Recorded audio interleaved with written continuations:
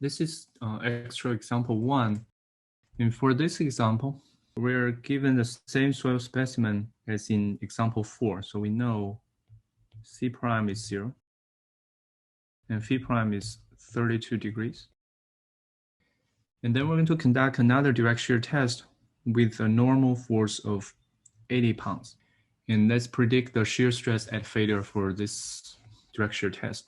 In addition, part B asks for principal stresses at failure. And for part B here, we're going to use Mohr-Coulomb this time. So for part A, so we have normal force.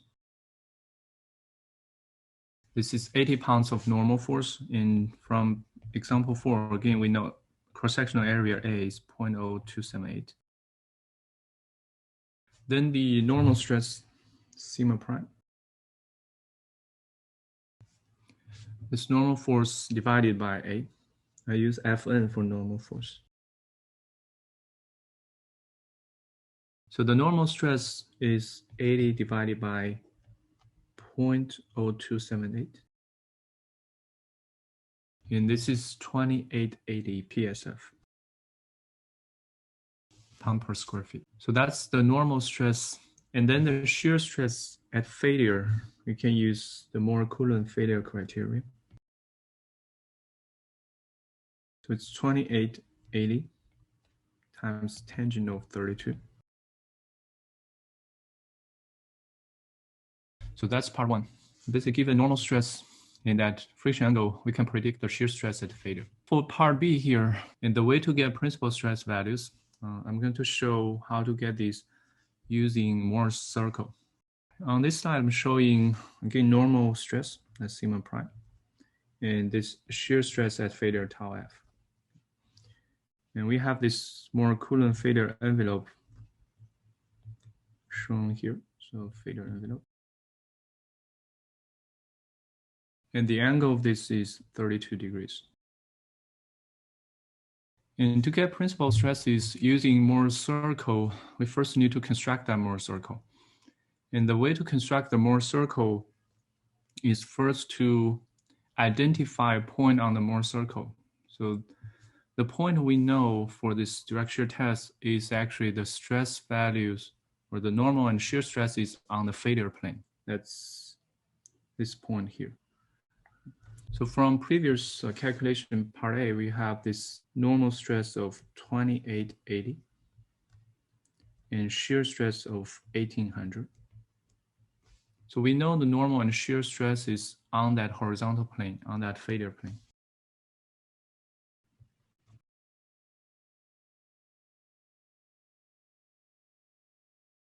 And this horizontal plane is a failure plane. So that's why that point is on this Mohr-Coulomb failure envelope. And then the Mohr-Coulomb failure envelope is tangent to the Mohr-Coulomb at failure. If you draw a perpendicular line to the Mohr-Coulomb, this point here is the center of the Mohr-Coulomb. And this dashed line, this is basically the radius. And with these, with the center and with the radius, you can then construct this Mohr-Coulomb. So that's what's shown here. So that's the Mohr-Coulomb at failure.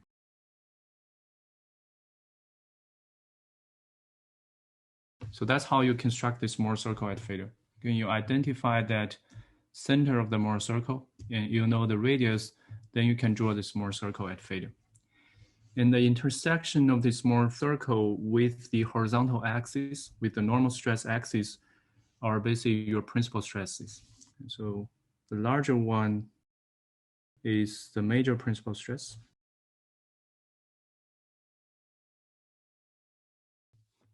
And you can read this directly from the graph. So this sigma 1 prime is approximately, it's a little over 6,000. So it's about 605 PSF.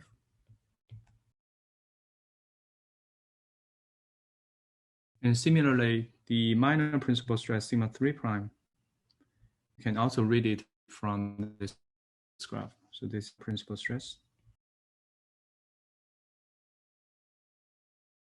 And this is sigma 3 prime. And you can read it also from this graph, 1860. So that's how you get principal stress values from direct shear test, by basically constructing Mohr circle at failure. So this is not asked in the problem, but I'm going to show that using the Pohl method we learned in the previous lecture, you can actually find the inclination of principal planes as well.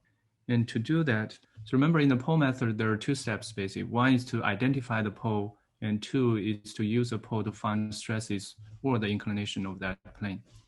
To identify the pole, I'm going to start with from that point of known stresses. So I start from this 2880 and 1800 point and draw a line parallel to that failure plane. So in direct shear test, this is parallel to failure plane. So direct shear test, this is important. It's different from triaxial test. Direct shear test, soils are forced to fail horizontally. So your failure plane is horizontal direction. And that line is going to intersect with Mohr circle, and that's the pole. And if you want to know the inclination of the major principal stress plane, if I connect the pole to that major principal stress point, sigma 1 prime, that line is going to be parallel to that major principal plane. So this is parallel to the major principal plane. So you can get the inclination of that plane. Again, you can read this from the graph. So that's how you can use the pole to find inclination of these major principal planes. If you connect pole to sigma 3, you get inclination of the minor principal planes.